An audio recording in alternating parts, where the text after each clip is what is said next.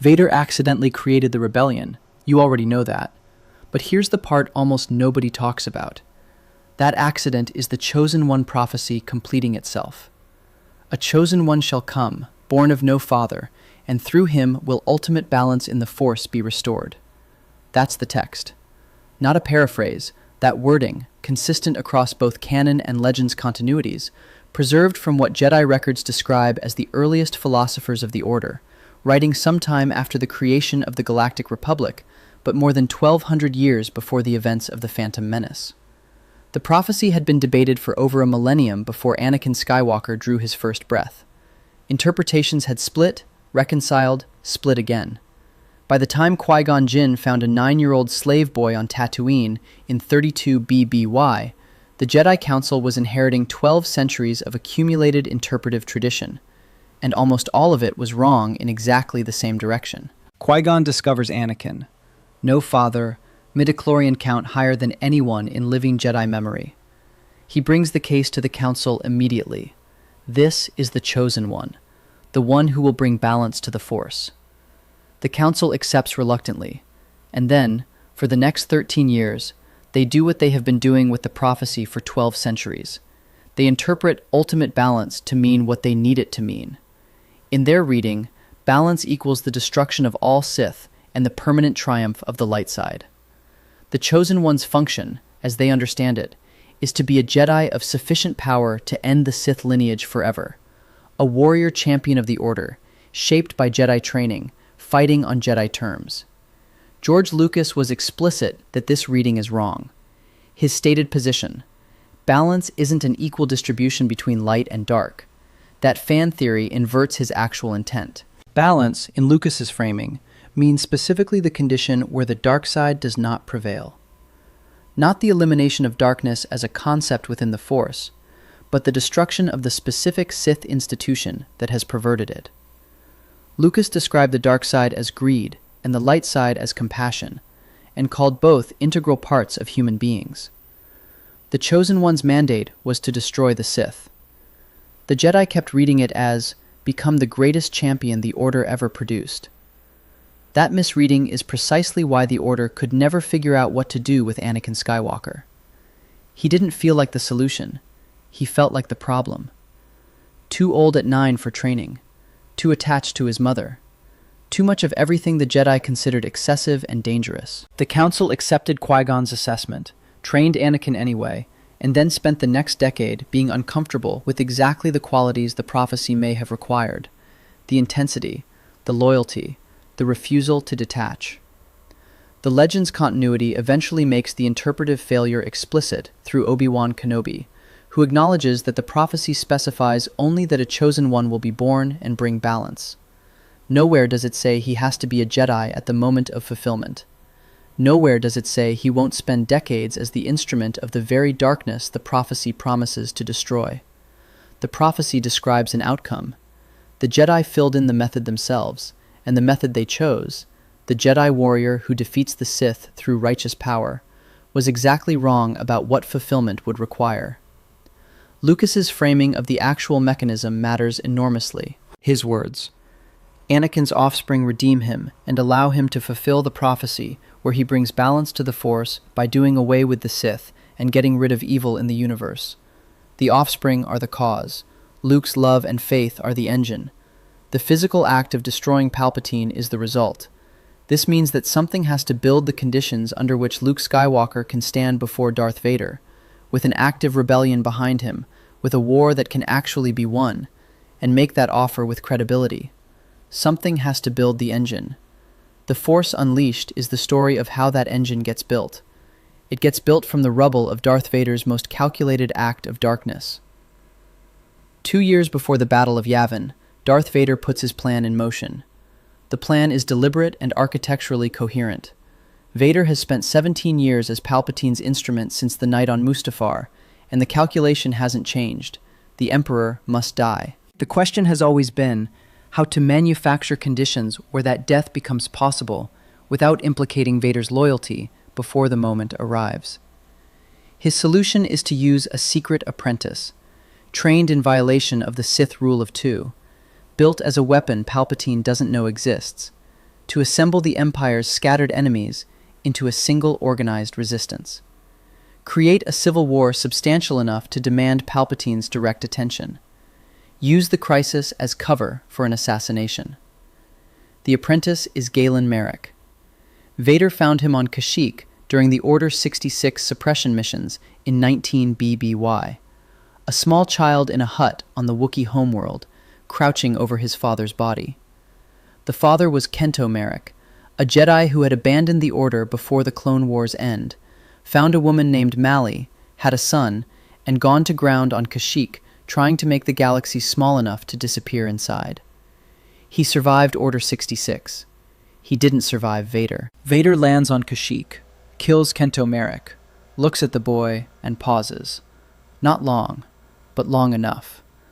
The child's force sensitivity is immediately apparent, a signature that strong, even at that age, doesn't go unnoticed by someone who can measure it by feel. Vader takes him instead of killing him. What he tells himself about why is a question the armor never has to answer, because the answer is always the same word: useful. What follows is roughly 17 years of training in complete secrecy, not in an official Sith facility or Jedi ruin, conducted aboard Vader's Star Destroyer, in locations that appear in no Imperial records. Galen is given the codename Starkiller and drilled in lightsaber combat, force application, and the operational logic of a Sith assassin. Vader deploys him on missions that officially don't happen, against targets that are officially never identified. Every mission is deniable. Every success belongs to no one. Starkiller exists in the Imperial architecture the way a shadow exists, defined entirely by the object casting it, with no independent record of his own. 17 years is long enough to build something Sith doctrine has no category for. It's not affection. The armor won't allow affection to be named. It's not mentorship in any Jedi sense. The relationship is instrumental by design, master and weapon. But 17 years of sustained contact, of watching someone develop from a terrified child into the most dangerous Force user alive, of investing the kind of strategic attention that a Sith Lord of Vader's capability would normally reserve only for threats to himself, that compounds. It accumulates weight that rational categories don't capture. The armor keeps cataloging it as operational investment. The investment keeps behaving like something else. The rule of two exists because Palpatine understands this dynamic better than Vader is willing to. Secret apprentices aren't just assets. They are debts. Every year of training is another year of accumulated attachment that the Master has to manage, and the Emperor has to anticipate. Palpatine has been reading these signatures in people his entire political career. He identified Anakin Skywalker's fatal attachment to Padme Amidala decades earlier, and exploited it with the precision of someone who has done it before. By 2 BBY, the Emperor is almost certainly monitoring the shape of Vader's behavior for the exact kind of vulnerability a secret apprentice represents. Vader's plan assumes he has full control of the variable Galen Marek represents. That assumption is the architecture's single fatal flaw. Vader sends Galen first to Raxus Prime, the Star Destroyer shipyard, a demonstration strike, evidence that Imperial infrastructure can be damaged by a credible resistance. Then the recruitment missions. Senator Bail Organa is extracted from Imperial custody. Senator Mon Mothma is pulled out. Senator Garm Bel Iblis of Corellia. General Ram Koda, a Jedi general who survived Order 66 specifically by refusing to command clone troops and fighting instead with his own all-volunteer force, a decision that turned out to be the right one when the clones received their standing orders. These aren't peripheral figures assembled for symbolic effect. Organa and Mothma are the two most credible voices of institutional opposition to the Empire remaining in the former Senate. Bel Iblis brings both political standing and the kind of temperamental independence that makes him a difficult man to manipulate. He will spend years in later Legends continuity operating his own faction rather than submitting to centralized Alliance command, because he doesn't fully trust Mon Mothma and refuses to pretend otherwise. Koda provides the lived experience of Jedi-trained military leadership that a nascent resistance desperately needs if it's going to command anything larger than a cell. Each extraction is a tactical operation conducted under the fiction that Galen Marek is acting on his own developing convictions. He isn't. The targets are selected. The mission sequence is designed. The result Vader wants, these specific people, gathered in one place, formally unified behind a shared declaration, is the architecture the missions were built to produce. On Corellia, the architecture produces exactly that. Bail Organa, Mon Mothma, and Garm Bel Iblis sign the Corellian Treaty, the document that formally establishes the alliance to restore the Republic. The founding compact of the organization that will, within 2 years, destroy the first Death Star. Signed by 3 senators whose presence in the same room at the same moment is owed entirely to Darth Vader's secret apprentice assembling the meeting on his master's behalf. The trap is set. The rebellion is assembled. Then Palpatine finds out. The discovery collapses Vader's timeline immediately. Starkiller's existence surfaces, a secret apprentice, trained for nearly 17 years in direct violation of the Rule of Two, and Vader has one moment, in the Emperor's presence, to demonstrate that his loyalty supersedes everything else. He does what the situation requires. On the bridge of the Executor, in front of Palpatine, he appears to kill Galen Marek. The body is blasted out into space. The apprentice is gone. The Emperor is apparently satisfied. Then, without Palpatine's knowledge, Vader retrieves the body. Has it recovered? Has Galen resuscitated? The strategic rationale is coherent on its surface. The rebellion still needs its figurehead. The trap still needs bait. And losing Starkiller before the scheme completes is operationally wasteful. These are all internally consistent reasons. The armor provides them automatically, on demand, without hesitation. The armor has been providing this kind of reasoning for 17 years, and it's very good at its job. The reasons are also, in the reading the game consistently earns, the explanations that make a genuine impulse look like professional logic. Vader sends Galen back into the field, back to the rebellion, with instructions to continue the mission. What Vader can't calculate, or won't allow himself to calculate, is what a second chance means to a person who has just been murdered by the man who raised him. Galen Marek goes back to the Alliance and encounters something that resists the operational frame he was given for it. Bail Organa, who has been quietly feeding resources to resistance cells since before the Empire declared itself, who is doing this at genuine personal risk because he believes in what the Republic was supposed to represent. Mon Mothma, who gave a speech in the Senate that cost her everything publicly and did it anyway. A pilot named Juno Eclipse, who has her own reasons for opposing the Empire, reasons that predate Vader's scheme entirely and have nothing to do with it, reasons that belong to her and are entirely her own. The rebellion Vader designed as a trap begins to feel, to the person Vader built it through, like something real, something worth dying for. The machinery is functioning exactly as designed. The interior life of the machine isn't. Vader springs the final mechanism when the pieces are in position. He transports the founding senators, Organa, Mothma, Bel Iblis, Coda, to the incomplete Death Star where Emperor Palpatine is waiting. Every credible leader of the nascent alliance delivered to a location they can't escape from.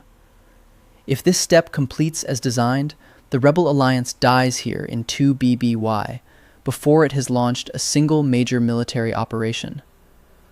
Mon Mothma never broadcasts her call to arms across the HoloNet.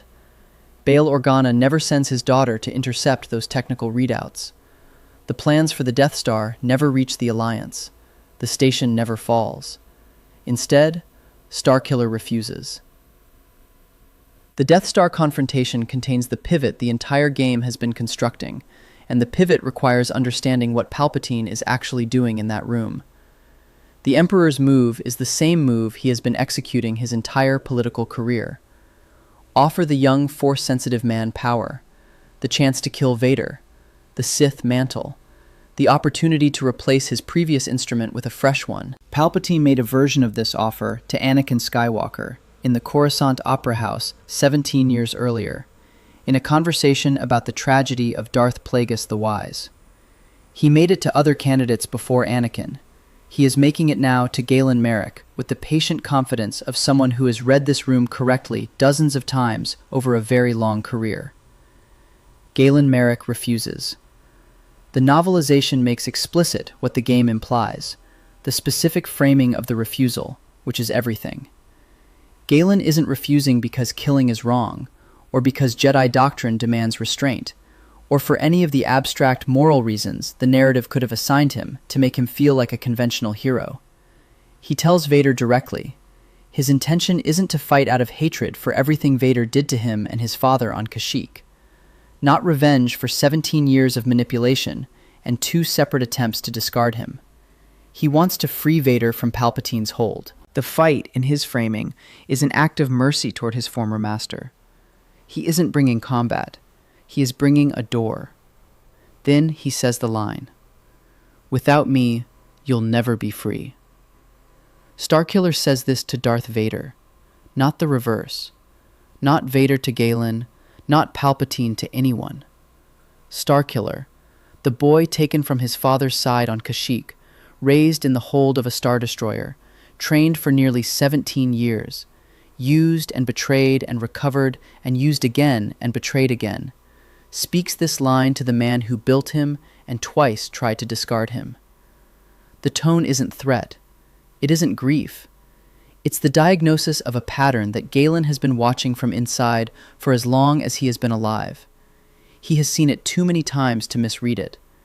Every time something genuine threatens the armor's logic, Vader disciplines himself back into compliance. He rationalizes each preservation, each decision to keep Galen alive when killing him would have been cleaner, as operational necessity rather than as what it actually is.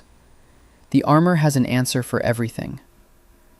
Galen has watched those answers working on Vader from the inside, and he knows what they're protecting. Vader refuses the door. He fights. He chooses Palpatine. He watches Galen turn on the Emperor rather than running, forcing Palpatine's power back, holding the room, buying seconds with himself as the price. And then Galen detonates a force explosion that shakes the Death Star's incomplete superstructure and sends the rebel leaders running for the hangar. The sacrifice is total and deliberate. Galen doesn't miscalculate his power against the Emperor. He spends himself completely on the seconds the Alliance needs to escape. Mon Mothma reaches the hangar. Bail Organa reaches his ship. Garmbel Iblis and Ram Koda clear the Death Star before Palpatine recovers enough to stop them. Vader doesn't pursue them. The game can't tell you what passes through Vader's mind in the silence after Galen's explosion. The armor doesn't record that. What the record shows is the result. The Alliance's founding leadership escapes the first Death Star alive, because Darth Vader does not move to stop them. The rebel leaders reconvene on Kashyyyk, the planet where, 17 years earlier, Vader killed Kento Marek and took his son. The formal founding of the Alliance to restore the Republic happens at Galen's childhood home, on the world where the entire chain of events began. When the Alliance needs a symbol, Leia Organa, Bail Organa's adopted daughter, who is in these rooms, who has watched these people grieve, requests that the emblem be based on the Marek family crest, in honor of the man who died for this. The X-Wings at Yavin flew under that crest into the trench run that destroyed the first Death Star. The snowspeeders at Hoth bore it on their fuselages during the Imperial ground assault. The symbol that Luke Skywalker wore on his flight suit on the day he fired the shot that destroyed the first Death Star. That was the Marek family crest. The family from Kashyyyk. The family Vader destroyed to get his apprentice. Vader's stolen child's family name was pressed onto the hull of every ship that fought to destroy what Vader built. The deeper question isn't what Vader did, but why he kept doing it the way he did. He preserves Galen's life twice, past every point where operational logic cleanly justifies it. He builds the rebellion with sufficient competence and genuine organizational investment for it to survive the trap he designed for it. Vader isn't careless. He isn't strategically naive. Every step of the plan demonstrates the long horizon thinking that kept him functional through 17 years of Palpatine's court. and yet the outcome consistently preserves the thing that eventually destroys what he built. The thematic reading the game earns, and this is interpretation rather than documented authorial intent, because Hayden Blackman's full commentary on TFU's specific Vader psychology isn't reproduced in available records, is that Vader's relationship with Galen Marek is the only uncensored window into Anakin Skywalker that exists in the 2 decades between Revenge of the Sith and Return of the Jedi. The Vader of the original trilogy is a contained menace, immaculate black armor, absolute authority, the mechanical breathing that announces his presence before he appears. The Vader of The Force Unleashed is someone managing a sustained, suppressed attachment with the same discipline he applies to everything else, and managing it just badly enough for the attachment to matter. Blackman, the project lead and lead developer at LucasArts, described his approach to writing Vader as trying to show him changing in that direction, incrementally, with reversals, never completing the turn, every time he got to write a Vader story. That's the specific intention on record. The full scope of what he designed for TFU's iteration of Vader's psychological arc isn't fully reproduced in available sources. The game makes the argument without needing the director's footnotes, because the pattern Blackman describes is visible in every major Vader decision the game contains. The pattern is a specific kind of self-sabotage, not careless destruction, but the sustained, disciplined effort to destroy something genuine that requires enormous, ongoing energy to keep destroying. Every decision that preserves Galen costs Vader something real. Each one is perfectly rationalized from inside the armor's vocabulary. He's not being compassionate. He's being strategically thorough. He's not keeping his apprentice alive because he cares. He's keeping him alive because the mission requires continuity. The armor supplies this language automatically. It has been supplying this language for every genuine impulse Anakin Skywalker has ever had since Mustafar for 17 years. It's extraordinarily practiced at its function. What this produces over 17 years of sustained operation is a man who can betray what he loves twice consecutively and have an excellent justification for each betrayal, right up until the moment someone names what the justifications are protecting against. Galen Marek names it on the incomplete Death Star in 2BBY. Vader keeps the armor intact. The door that Galen opened stays in the record. The Force, apparently, is patient enough to file it and wait. 4 years after the Battle of Yavin, Death Star 2, incomplete, orbiting Endor. Luke Skywalker surrenders to Imperial forces on the forest moon below and asks to be taken to Vader. What Luke is doing here has a specific strategic context that makes the emotional register of the scene harder, not softer.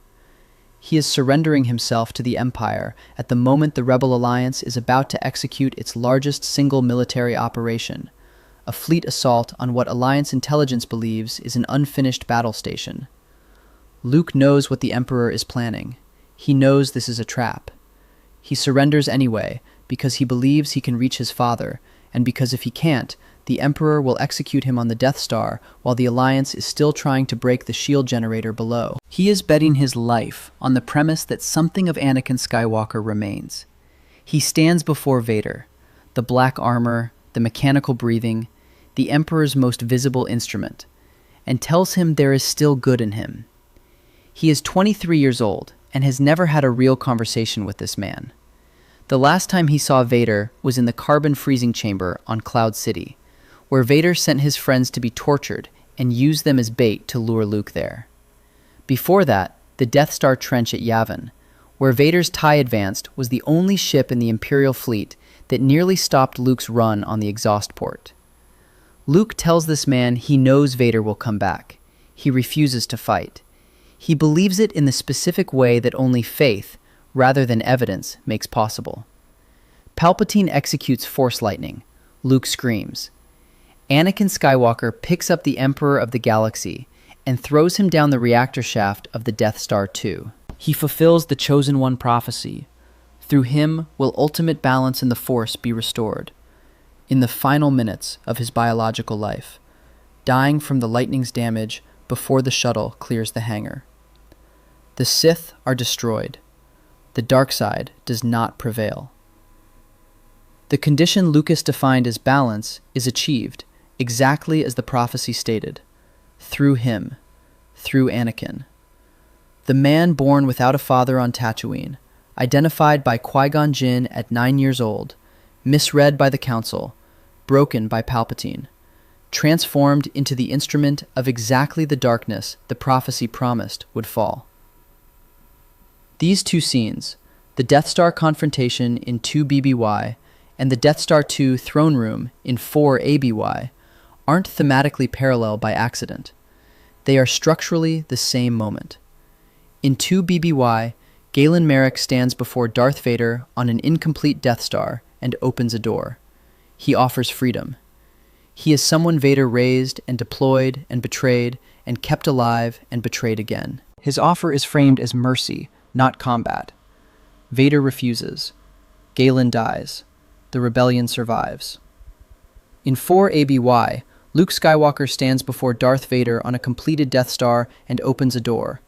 He offers love. He is someone Vader fathered and never knew and has been hunting for 3 years. His offer is framed as faith, not combat. Anakin accepts. Palpatine dies. The Sith are destroyed. 2 young men, 2 unarmed offers, 2 Death Stars, 16 years apart. The prophecy only completes on the second attempt, but the second attempt exists because the first failed in exactly the right way. The connection is direct causation, not thematic echo. Luke Skywalker is in that throne room because the Rebel Alliance put him there. Specifically, because the alliance that Galen died to protect had spent 16 years winning enough of a war to force Palpatine into the Endor Gambit. Luke doesn't surrender himself to the Imperial fleet on a moon he's visiting at leisure. He surrenders because the Alliance is executing a major fleet assault, and he needs Vader's attention focused on him rather than on the battle below. That option exists only if the Alliance is real and capable, and represents a threat the Emperor has to actively counter. Which means the entire strategic logic of Endor depends on Yavin. The Battle of Yavin in 0 BBY, a single X-Wing pilot, 2 proton torpedoes, a 2-meter-wide exhaust port, destroys the first Death Star and proves the Alliance can win. Without Yavin, there is no Alliance credible enough to bait Death Star 2's trap. Without that trap, Luke doesn't surrender himself on Endor. Without that surrender, he never stands before Vader with the lightning coming down. Yavin happens because the Alliance's founding leadership survived the Death Star trap in 2 BBY. They survived because Galen Marek chose the Alliance over his own life. Galen was in position to make that choice because Vader built the rebellion competently enough for it to become real, and kept his apprentice alive long enough for Starkiller's genuine loyalty to become the determining factor. The entire chain, from Galen's sacrifice to Yavin to Endor to the moment Anakin throws Palpatine down the shaft, traces back through Vader's own decisions, through the trap he built too well, through the apprentice he preserved twice past every clean exit, through the armor's insistence on rationalizing every genuine impulse as professional logic, while the genuine impulse did its work anyway, underneath the rationalization, producing outcomes the logic never intended.